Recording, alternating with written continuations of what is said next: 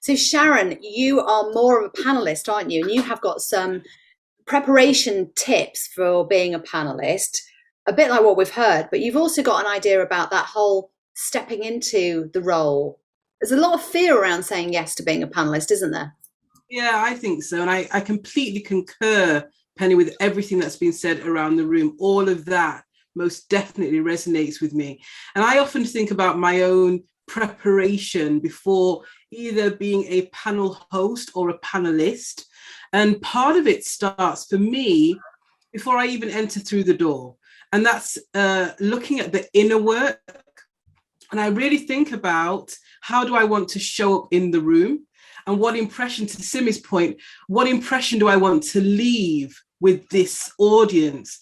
And so I tend to arrive at that through 3 words that I'd like them to describe of how I came across when I was speaking on this panel, and really think about embodying that in the moment. It's also really important as well for grounding myself. So Simi was talking about being authentic, and I completely agree. And for me, it starts even a step before that, in that I really think about, who am I in this? Because sometimes the panels that I sit on, the other panelists can, on the face of it, be really intimidating. And I can feel as though I'm a small fish in a huge pond. And unless and until I ground myself in the fact that I've been invited to this metaphorical table, as it were, and that I've got something valid to contribute, then I'll somewhat be reticent with my own voice in that space. So grounding myself in who I am enables me to show up authentically. The other thing that I really try to do where possible, Penny, is when I arrive at the venue, I try to mingle with the audience, and I try to build rapport and relationships, so that when it comes to actually sitting on the panel, it becomes much more of a conversation with the audience, as opposed to a me and them situation and I'm the living expert. But actually it's a conversation with people that I've already built rapport with. And the other thing that I definitely am really mindful of is, what is it that the host wants for their audience? So I'm really keen to understand from them, what are the 3 things that you want your audience to leave with, so that I'm aligned to that in what I bring to the table. Great. I think that's so valuable, isn't it? Because we can easily reach for imposter syndrome or self-doubt if we realize that the other people are magnificent. And it doesn't matter what level you're at. I've worked with people who are heads of their own business, national businesses, and they've said to me, who am I to be on that panel? Blimey, if you think that, there's no hope for us. But yeah, it is about helping yourself to, and grounding yourself to think, well, actually, I do have something valuable to say.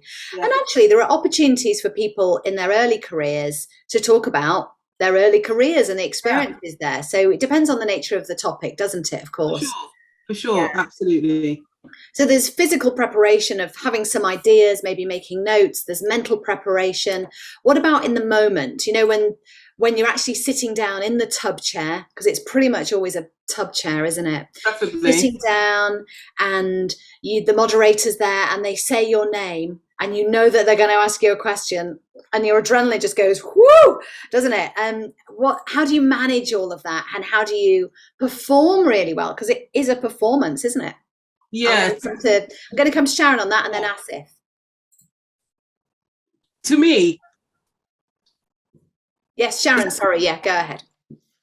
No worries. Okay, so it really is important. I remember when, so my background's law, Penny, and I was a criminal barrister for 16 years. And in preparing witnesses, I'd always say to them, don't just rush to the answer. Actually understand what has been asked of you, because you may answer the wrong question and then have to remedy that post fact. So it's very much listening to the question and grounding yourself and not being too quick. So it's the tension between wanting to respond and think quickly on your feet, but also responding to the question that has actually been asked. And so I always encourage myself to not be afraid of the pause. Sometimes it can feel like hours in our own minds when we're actually processing what has happened, but it really is just a few short seconds. So just allowing yourself to hear the actual question and then respond to the question that's been asked of you. Asif, how do you feel when you're sitting there waiting for that first question to come to you? And how do you manage your energy and your performance of it all? I think it's that iceberg effect, isn't it? You know, whether you're a seasoned speaker on the circuit or you're first time on a panel, I think everyone gets nervous, and I think everyone has to appreciate that fact in itself first and foremost. And I think certainly the point Sharon just raised there about the pause is a perfect point, to be honest with you, because you've got to there is that you've got a amount of time to deal with the answer, and you've got probably quite a few points to get across. So how do you process that quickly? And for anybody who's not experienced on panels, it just comes with experience and with time. And that's why I think the moderator, if there is a pause, or the panelist is potentially struggling with the answer if they're new to that, because there may be a subject matter expert, but there may not be an expert panelist. So they have the knowledge, but they can't articulate that. So the moderator's job is really important to help them to just eke out the answers with a few more probing questions potentially. But definitely the iceberg effect. So if anyone's in an audience, either Zoom or virtual or in person, don't think for 1 minute that the panelist isn't as scared as you are, if you would be if you were on the panel as well. Yeah, I love that idea of the iceberg. It's like, I'm so nervous.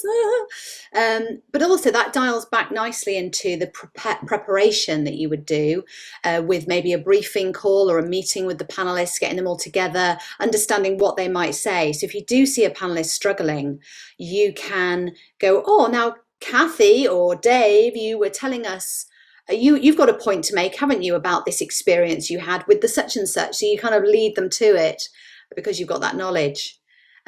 Yes, okay. So Fiona and Simi, when you're sitting there waiting for the others to finish talking, and maybe you're third in line, you've got something to say, how do you know when to jump in? How do you manage the performance of jumping in? You can't really do it on Zoom very easily, but you can in person. But Fiona, do you just go, stand aside, I've got something to say? No, I think it's like anything. It's taking your cues and knowing your points, and knowing what actually needs some kind of balance to it, because people can just go on a bit. And to get your point across, I think it's always good if you're on a panel to actually turn to your panel moderator and say, actually, I'd like to just stand in at this point. And it's easier then for the panel moderator to often make space for you if you don't feel so comfortable just jumping in. If it's quite a vibrant panel discussion where you've got very different views, and that's the whole point of being on that panel, it doesn't really matter so much if you jump in. But if it's a more sedate, sort of expert-led, genteel discussion, I wouldn't recommend jumping in, because you can come across as quite aggressive. And that's not and that can really misrepresent who you are. And sometimes it's just your excitement because you want to get your point across. So it's really knowing, is it going to be a vibrant, we're going to have some really different discussions here and different points of view, or is it a genteel walk through a topic with different aspects to it? And I would always go to my moderator and sort of make a cue to them first. That would be my advice. Yeah, and in person, that's all right, isn't it? You can do a bit of eye contact or a nod, me next, or even put your hand up a bit. Online, it's harder, isn't it? Simi, have you got any experience of how you might jump in, either in person or online? How might you do that? I think it's linked to what Fiona said. There's two things. One is reading the room, whether it's virtual or in person, and also I think it's having etiquette. And I think something that I've introduced in many Teams calls is actually putting your hand up, and you know, in internal sort of sessions, it's easy to do that, but on an external forum like that, I think it's really important to have that kindness and that etiquette with our other fellow panelists. I used to be an excited puppy years ago and wanted to jump in all the time, but I've learned that actually being considered is fine. You know, you can still get that opportunity to get your point across, still show the passion, still show your authentic side, but just be patient and just be considered, and just actually sometimes a moment goes. So it's reading that room and think, actually, I don't really need to go back and make that point.